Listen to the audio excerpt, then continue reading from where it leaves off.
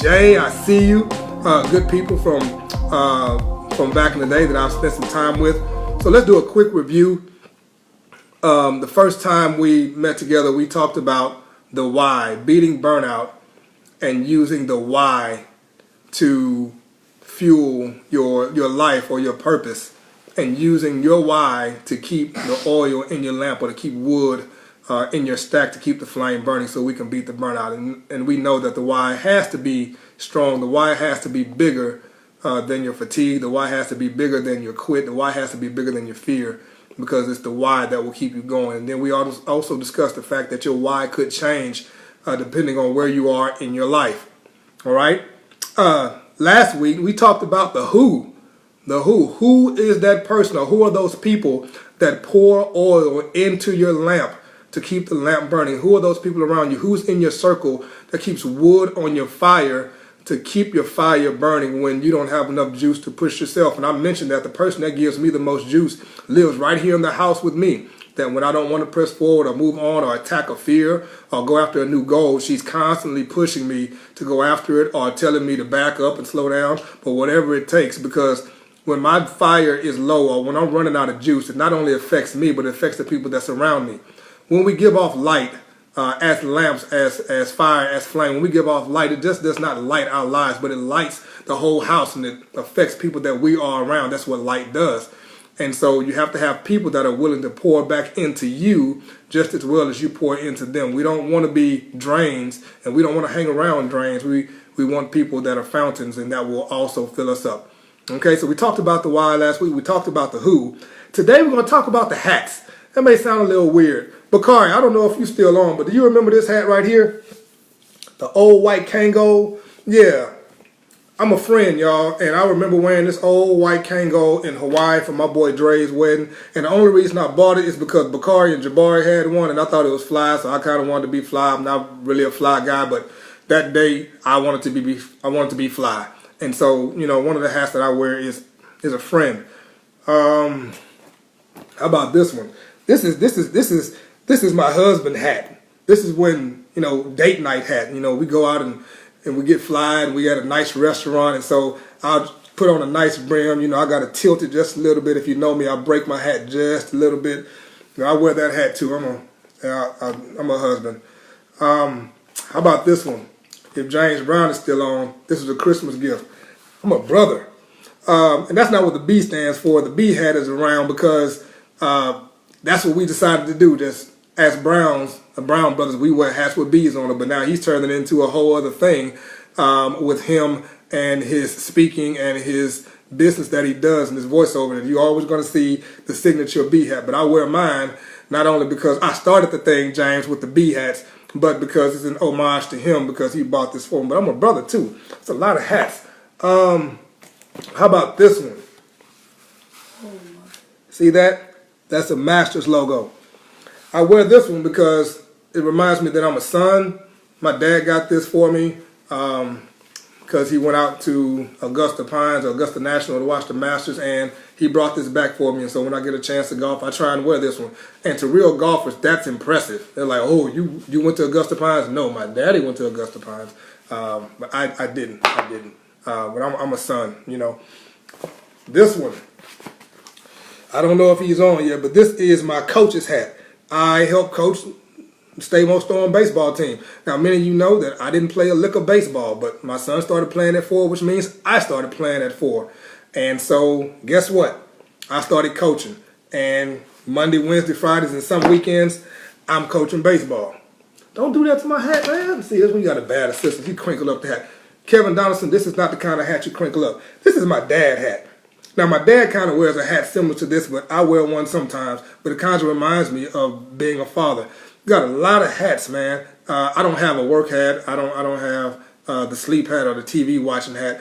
But we all wear a lot of hats. I know I'm not the only one out there. I have people that I've interacted with as mom, teen mom, counselor, dishwasher, chef. We wear a lot of hats. And all of those things can tend to overwhelm us. And when we look up, we will find, I'm sorry, hold on, let me take a pause. no Cowboys hat. Now, Tiff, I'm gonna dismiss you from this. Don't do that. Don't do that. But we all wear a lot of hats. I'm trying to run a nonprofit, and I'm trying to develop 4142 as we develop people. And I want to be a good Christian. I'm a preacher. All of those hats. I'm also a TV watcher. Sometimes I write. Sometimes I read. We wear a lot of hats, and if you really look at your life and kind of list out all the things you do and all the relationships that you have, you'll find out that you too wear a lot of hats if you're actually honest. You're an intercessory prayer. Or whatever it is that you are, you're more than just one thing. And all of those hats are for just one body. That's me, one person. All of those hats.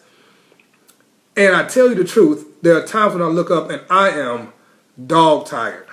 And it's when I get home from being counselor, teacher, tutor, parent whisperer, I get home and sometimes I don't have much left. But that doesn't mean that I can sit on my rear and do nothing, because I still have responsibilities to take care of. And so what has worked for me and many others is this one word. Here it is. Prioritize. Yeah, I said it. Prioritize. That one word has really worked to keep me going even when the oil is low. If my friends are not around to pour oil into me, or my why is not pushing me enough, the fact that I can prioritize helps keep oil in the lamp enough for me to get the task done. Here's the problem.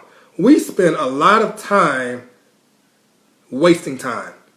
We are involved in a lot of things, or maybe one or two things, depending on who you are. You're involved in one or two things that are what I call time thieves. For me, I have a bad habit of when I get home, I take off my work clothes and I'll hang them up or throw them on the floor, whatever I do, depending on the day and how tired I am. And then I make the one mistake. I turn the TV on. And for me, TV is my number one time thief. Now, I'll look at my to-do list, and I have several things that I need to do in their prioritized ABC order 1, 2, 3. And I'll look at the night before I lay my head to pillow and find out that I did not get those things done because I haven't made those things important. I got them in the wrong box. Well, what do I mean by the wrong box? You take a look at this, okay? I just want you to see it for a second.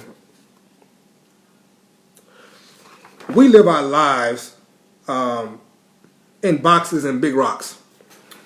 Break this down and I'm going to be done. And I've seen this in some leadership training, or looked at some Stephen Covey stuff, and they suggested this. If you take like a fishbowl and you want to fill it up with rocks, but you have big rocks and you have little rocks, you have medium-sized rocks, which ones would you put in first in order to get it all in without overflowing the fishbowl, or to make sure that all of the rocks in? Well, they suggested, and I think it's right because I actually tried it, is you take the big rocks and put them in first. And then you take the medium-sized rocks or the little rocks and put them in afterwards, and it'll kind of fill in. Now, if you take all of the small rocks and put them in and pack them at the bottom like a fish bowl, then you put the big rocks in and you won't have room to fit all of the rocks in.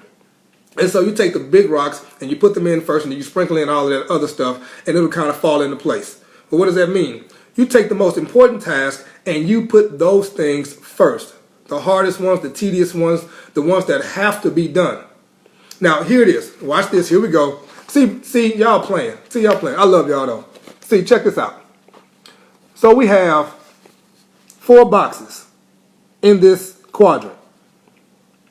They're run by an x-axis that's urgent and a y-axis that's important.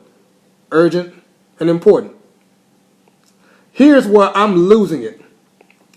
I'm losing it and letting my time go and spending an enormous amount of energy right here in the unimportant.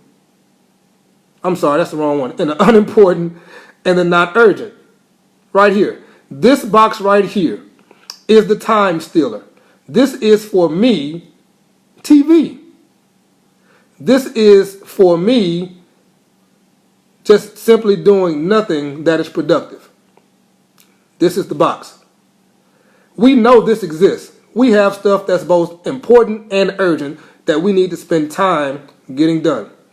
Now, the big tasks, you may not get them all done, but you can eat the elephant by simply taking one bite at a time. That's this box right here. The I'm sorry, not this one. I'm trying to do this backwards. Excuse me. That's this box, the brown box, the important and the urgent. Forgive me, y'all. The important and the urgent. Now, you have this box right here, the green box, where I've been important at the wrong time the whole time. The green box is stuff that you can kind of delegate. You know what? I may be able to get somebody else to do that, but I'll put it on the side for right now. It's important, but I don't have to do it right now. Then you have the red box. That's not really important, but it's urgent. Still take time to get it done, but it does not take priority over the brown box. Important and urgent, these are the big rocks. These two are the little and medium-sized rocks. This box right here is the time thief. This is the big one to stay away from. And I'm here to be transparent and let you know that I have burned a lot of oil in the box that's not urgent and not important. The football game is not urgent and it's not important in comparison to what I need to get done to further my purpose, to further my business, to improve my life, both spiritually, physically, mentally, or whatever it is. And we spend an enormous amount of time in mindless activity. And we look up and say, well, why am I so overwhelmed? Why am I not able to manage all of these hats? Well, because your hats are sitting in the urgent and important, but you're living in the not urgent and not important.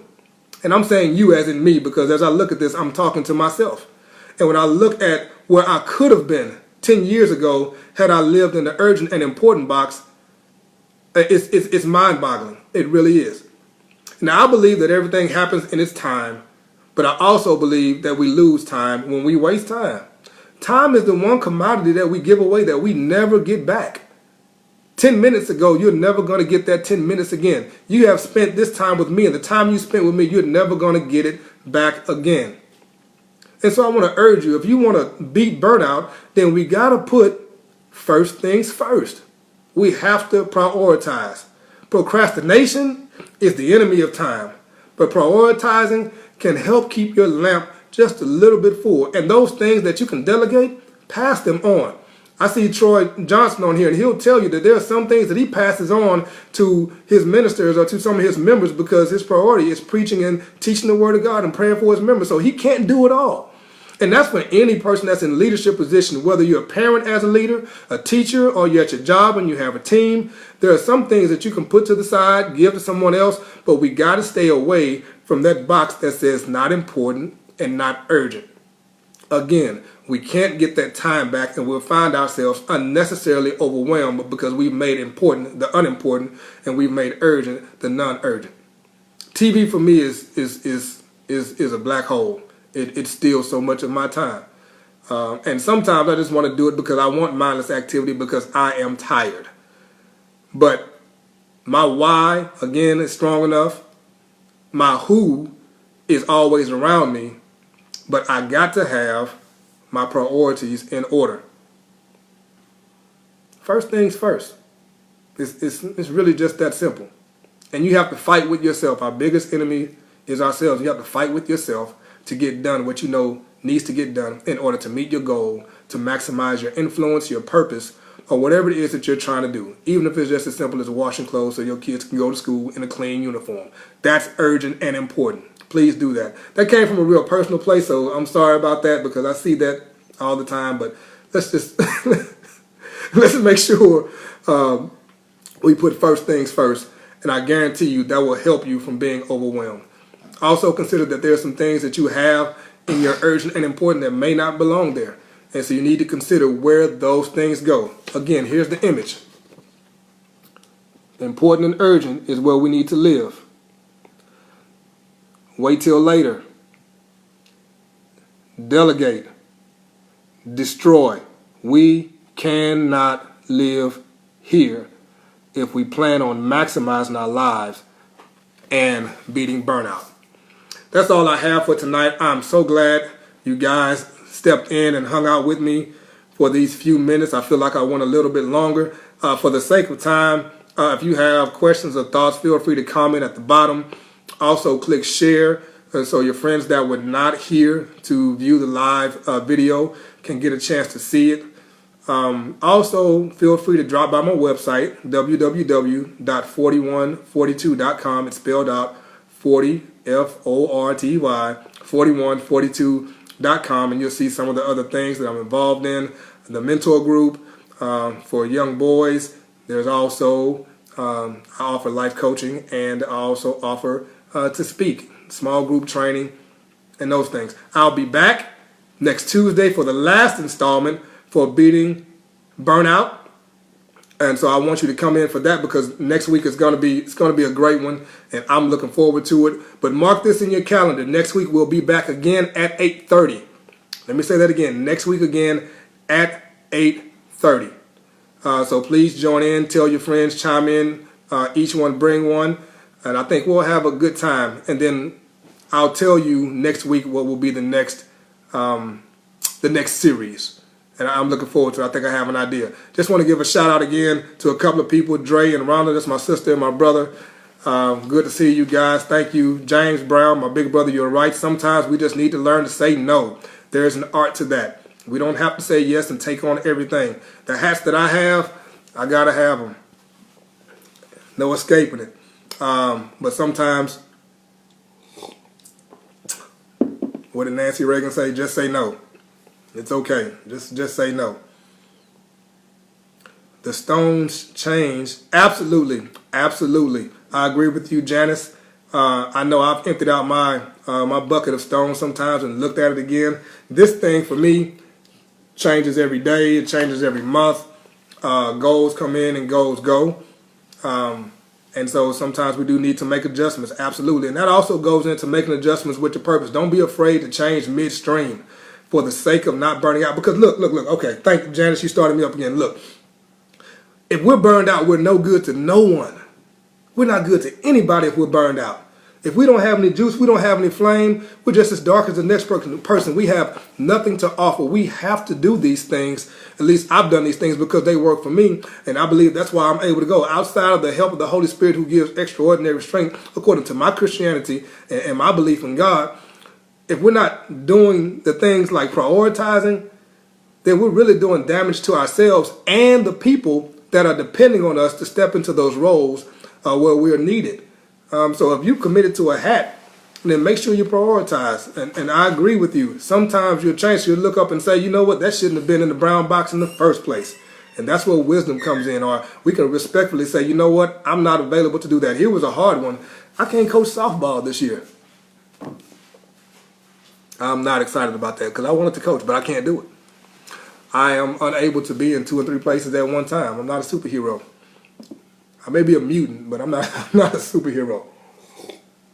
Okay, let's end on that. Thank you guys for your comments. All my family and friends that came in, again, click share. And I will see you next week at 8:30 on Tuesday night, Central Standard Time, for the last and final installment of this 4-part series on beating burnout. Everything we do is for an audience of 1 to hear him say, well done. 4-1 audience, 4-2 words. 41, 42. Peace, y'all.